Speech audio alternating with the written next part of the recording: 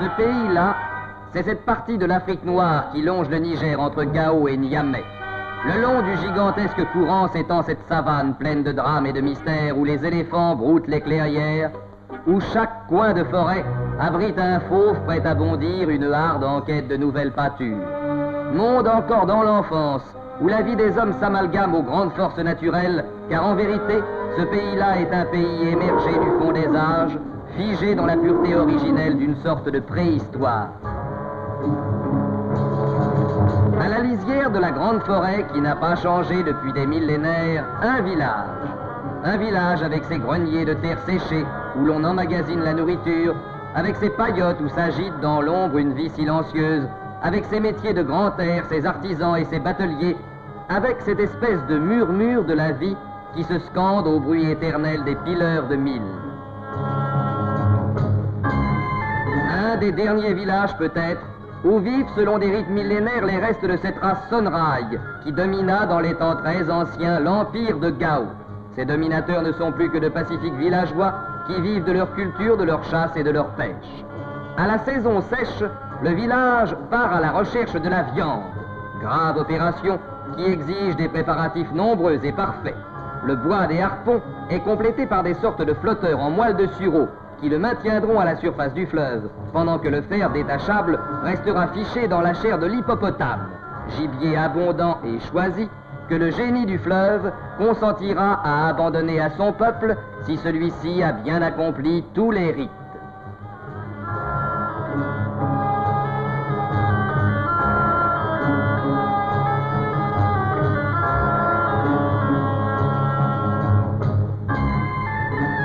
Ensuite, sur la place du village, tous les harpons sont réunis. Il faut consacrer le fer de ces armes au génie du fleuve qui favorisera la chasse. Et les litanies de l'incantation accompagnent le sacrifice d'un mouton dont le sang devra tacher chacune des pointes pour que la magie soit opérante. Mystérieux et éternel sortilège qui mêle depuis toujours aux prières des hommes le sang des holocaustes.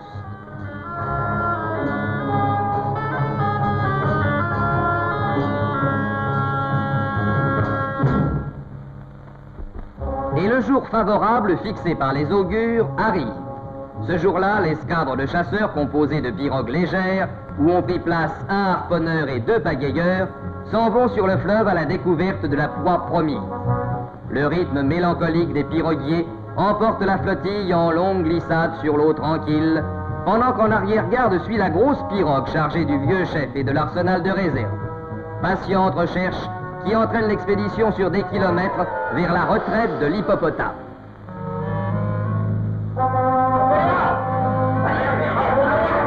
Et soudain, le voici. Un guetteur l'a montré et l'assaut général se prépare pour se déclencher au signal du chef. À ce moment, toutes les pirogues s'élancent vers le gibier convoité pour placer les harponneurs à bonne portée.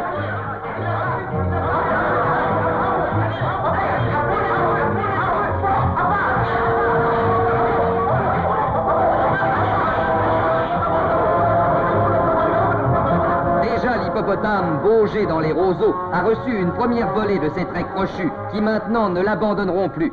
La tactique à ce moment commande aux chasseurs de s'éloigner du combat, à la fois pour éviter les réactions brutales de la bête blessée, dont le simple contact retournerait la pirogue, et pour aller chercher à la pirogue amirale un nouvel approvisionnement de harpons.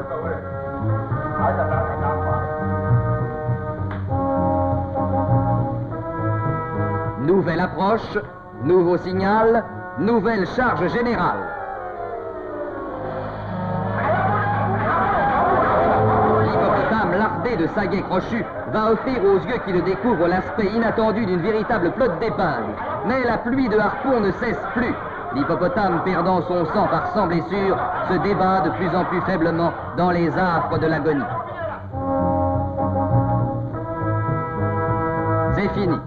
Aux yeux des guetteurs, les soubresauts de la bête blessée se montrent de plus en plus faibles. La hardiesse des chasseurs s'accroît à proportion. Et bientôt, sous quelques derniers coups bien ajustés, l'hippopotame n'est plus qu'une masse de 2 tonnes qui flotte entre 2 eaux. C'est alors qu'au chant monotone et rythmé des pagayeurs, toutes les pirogues s'approchent de l'énorme tas de viande tiède qui coule lentement, hérissé de saguet, dans sa bauge de roseau. Des plongeurs vont sous l'eau amarrer le cadavre pour le remorquer et la caravane reprendra la grande route du fleuve, remorquant sa victime qu'un pilote guidera à grands coups de pagaie à bord de cet étrange radeau.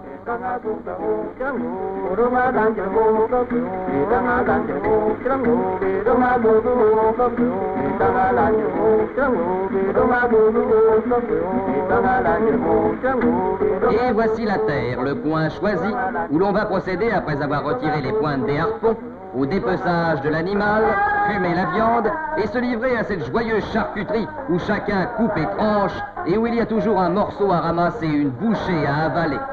Et pendant que les chanteurs rappellent en termes choisis la gigantesque bataille contre l'hippopotame, le courage des chasseurs, la défense de la bête et la protection du génie des eaux, le peuple accouru dévore les parts à manger tout de suite. Les parts à manger tout de suite. Vocable éloquent qui désigne, chez ces éternels affamés de viande, tout ce qu'on peut manger sans entamer les blocs massifs qui formeront les réserves.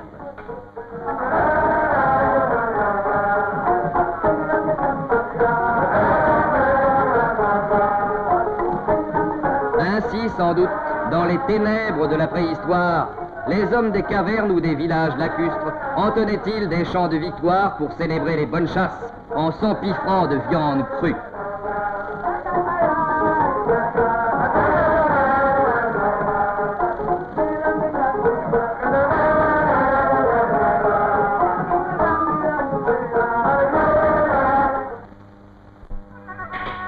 Maintenant, sur la place du village, les batteurs de calebasses ont donné le signal. C'est l'heure des danses sacrées, où selon des rites venus du fond des âges, on va, comme l'ont fait tout au long de siècles sans histoire, des générations sans nombre, danser religieusement la danse des génies, qu'on nomme aussi la danse de la possession. Le premier mouvement entraîne d'abord quelques danseurs, c'est le tour de la concession, qui est comme la simple promenade de gens qui attendent. Qui attendent quoi? Et puis, le rythme s'accélère, et d'autres entrent dans la ronde sacrée. Et le second mouvement, qui se nomme du nom même de son geste principal, secouer la tête, commence à apporter aux danseurs cette sorte d'étourdissement cérébral et physique qui tout à l'heure se transformera en extase. Et le rythme s'accélère encore. Et le troisième mouvement commence à libérer de leur pesanteur physique et de leur personnalité quotidienne les danseurs qui entrent dans une sorte de saoulerie de bruit et de mouvement. Chacun, dans le rythme général, commence à se sentir pénétré d'une présence étrange. C'est que l'Afrique noire pénètre par ses racines dans ce domaine mystérieux des forces inconnues, où les dieux et les génies ont leur place dans la vie des hommes.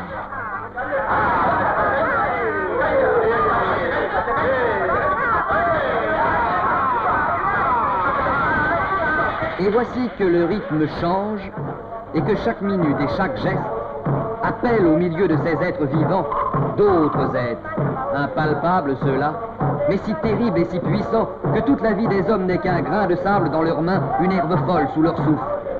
Et voici qu'une femme s'est arrêtée. Elle oscille debout, l'œil égaré, respire avec peine car la venue des esprits ne se fait jamais sans souffrance, cherche de ses yeux fixes, à travers les visages, l'ombre diffuse du génie obscur qui l'a tout à l'heure touché à l'épaule et qui maintenant passe en elle.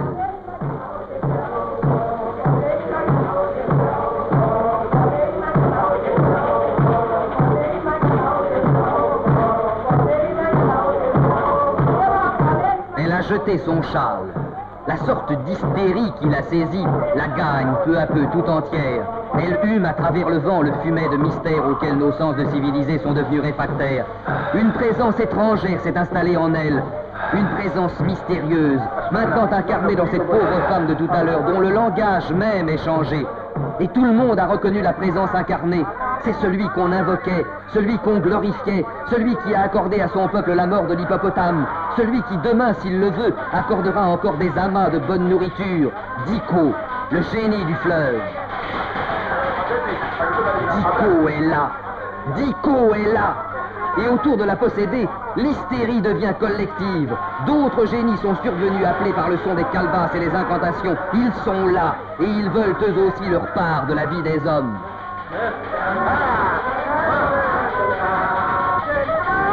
Sous le regard de l'halluciné, un homme se convulse. Un autre tombe à la renverse. Et un autre commence à saliver, la bouche pleine de mousse blanchâtre, comme atteint d'épilepsie. Les génies sont entrés dans les hommes, ou plutôt ce ne sont plus des hommes qui dansent, parlent et agissent, mais les génies même à qui ils donnent asile. Celui-ci, sans crainte du feu, passe une torche sur sa peau. Celui-là continue à sauter en arrière, sans fatigue et sans faim. Le saliveur bave impossiblement.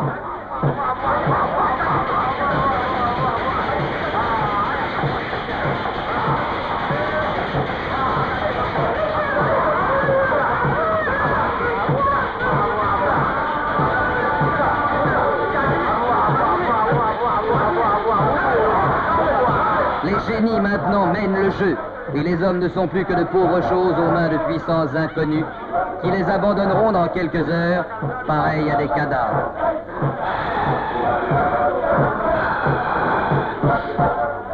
La nuit a passé là-dessus, et le matin sur le village luit de la même lumière blanche et lourde que tous les autres matins. Les mêmes bruits, les mêmes gestes, les mêmes scènes de tous les jours se retrouvent dans le décor habituel. La vie du village a repris comme voici 1000 ans éternellement pareil. Était-ce bien ici? Était-ce bien hier? Les hommes même, se souviennent-ils? Alentour, la savane, la forêt et le fleuve déroulent éternellement leur drame quotidien.